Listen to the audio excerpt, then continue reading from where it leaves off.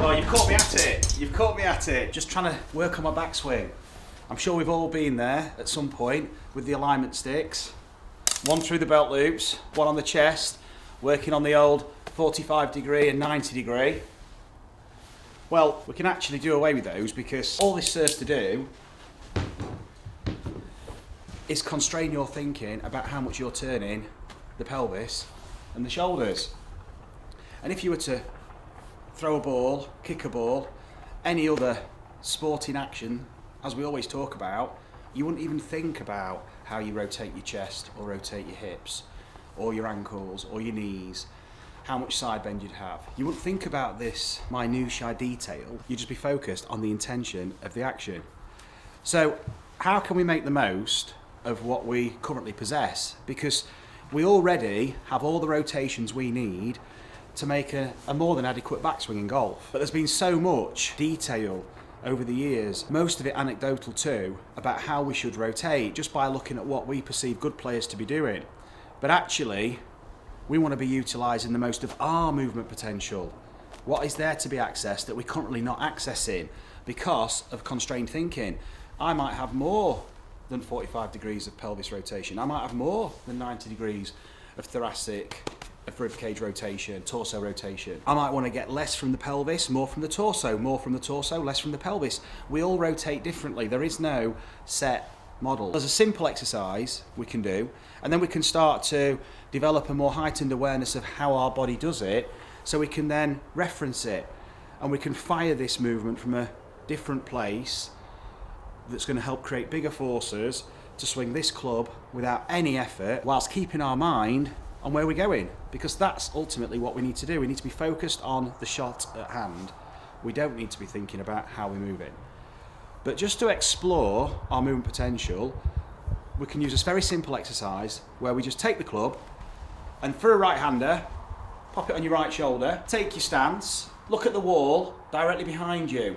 Imagine a mate's calling you out, and you're just going to look round really quick. Now the eyes lead the action, and just look up at a point behind you. If it's in the sky, if you're outside, just pick a cloud out behind you, or just literally turn round. But make sure your eyes lead. So I'm looking up here at a spot on the wall. Doesn't have to be absolutely behind you. Some of us might not be able to rotate that much, so we can pick a spot over there. So it could be the red dot up there. I could just rotate to the red dot. It could be further behind me. We can start to explore how much we can rotate. Maybe I can go a bit further. And if I do want to rotate further, what has happened? How did I get there? How did my body move to allow me to rotate my head so I could see that spot directly behind me? This is a different rotation. Here, you can see my left heel's raised. I often get asked, should the left heel raise? If you're doing that naturally, then probably yes. Your body's trying to recruit movement from wherever it possibly can. So if your heel needs to raise for you to rotate, then that's probably a good thing. If you want to rotate this much, if you don't want to rotate this much, it's probably not necessary.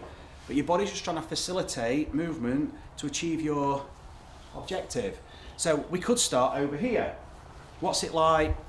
What happens if we look over there? I'm not trying to keep my feet down, I'm just letting my body react, but I'm reacting from my eyes down, not from my feet up. I'm not thinking hips rotate 45, shoulders rotate 90. Sometimes you're going to rotate more, sometimes you're going to rotate less, and you're not going to rotate the same every swing because every swing's unique. And we can actually regulate this because we can start over there and then we can naturally move that point back. We can even move the point further up, so there's going to be more side bend. Does that feel comfortable, or is it more comfortable with a spot that's lower down? Less side bend. What's going to help you maximise your body's rotation?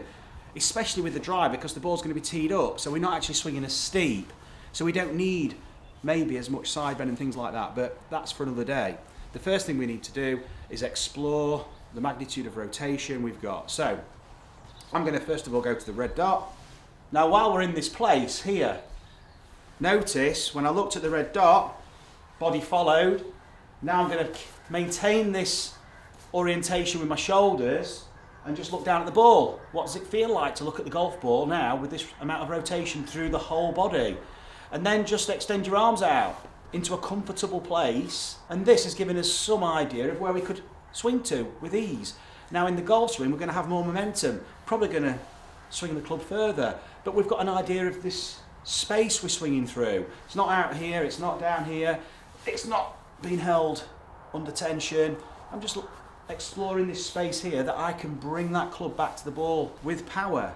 So I'm feeling this kind of optimal space for me with the club and the arms, because I've allowed my body to rotate. I would never get to this place maybe under tension, thinking of, oh, my body might not rotate the same way. If I was thinking about positioning it there with my arms and hands, this might not be responding the same way. If we want a swing, a powerful swing where the movement is being generated from the body and that momentum's being generated from the body, we've got to allow the body to move freely. So we've got to explore what that feels like. How much movement have we got for that freedom of motion?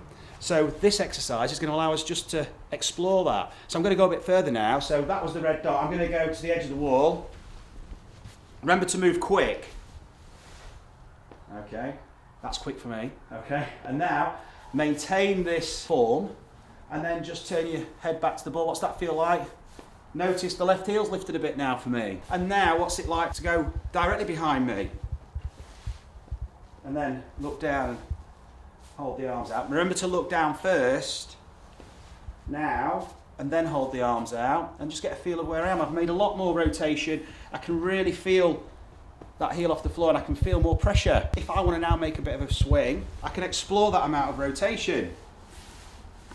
What feels comfortable? Now that feels pretty comfortable to me. Now in this place here, I want you to notice where the pressure is in the feet. So if you look on the pressure plate, you'll see it's towards the right heel and the ball of the left foot.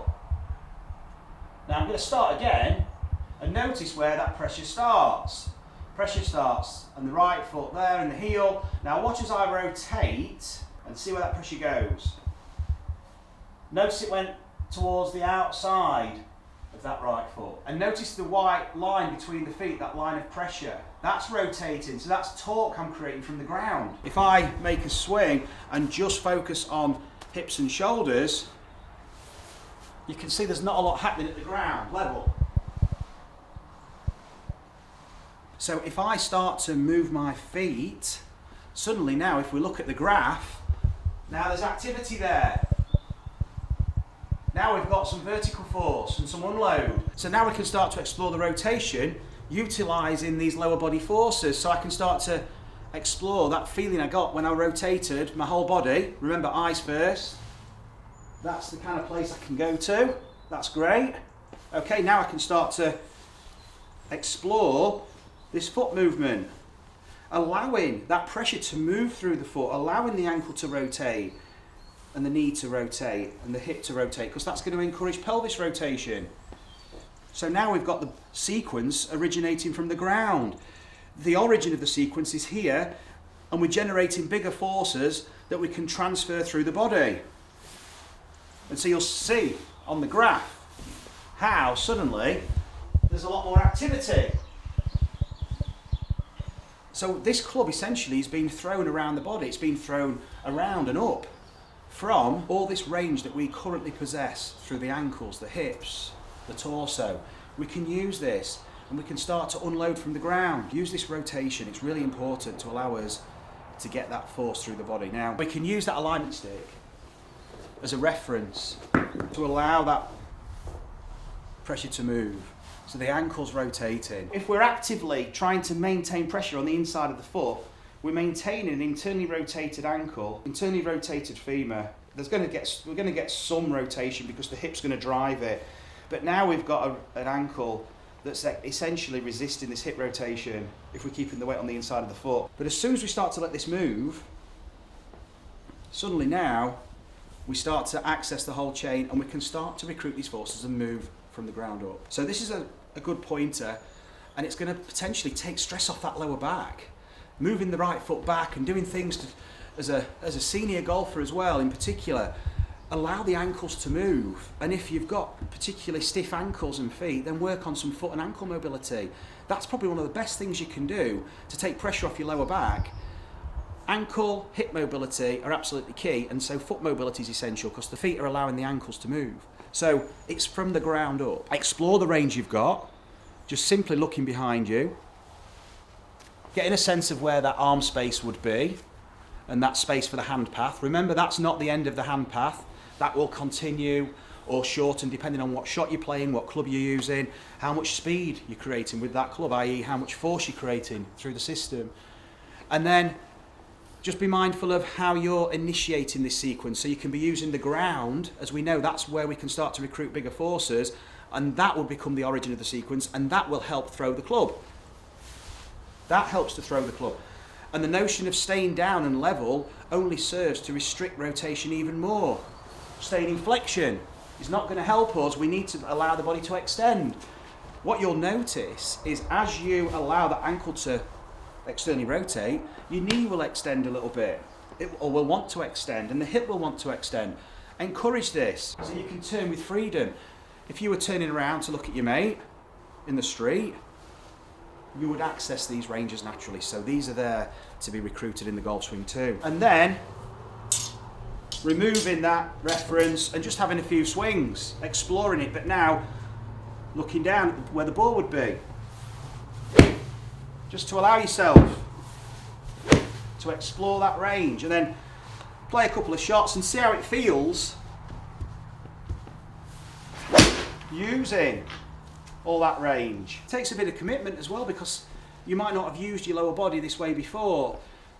Pretty much every lesson who comes to me can't believe how little they've used their lower body. It's almost as if it's been redundant in the golf swing, because they've been so upper body focused. So having another swing, having a waggle, I would suggest paddling your feet so you're feeling the pressure shift from foot to foot. Even, moving from heel to toe, but remember to allow the ankles to internally, externally rotate. We're not keeping the weight on the inside of the foot. That's a big no-no. And then, mind on the shot, and then have a shot.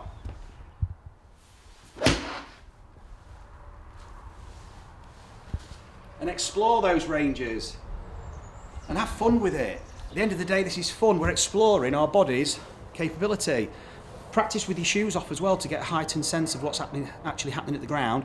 And do you feel the feet activate the swing? Do you feel those move first and everything react? Or have you become slightly desensitized? If we're not using it and we're not aware of it, it can become redundant. It's not a sensitive, recognized part of the movement map.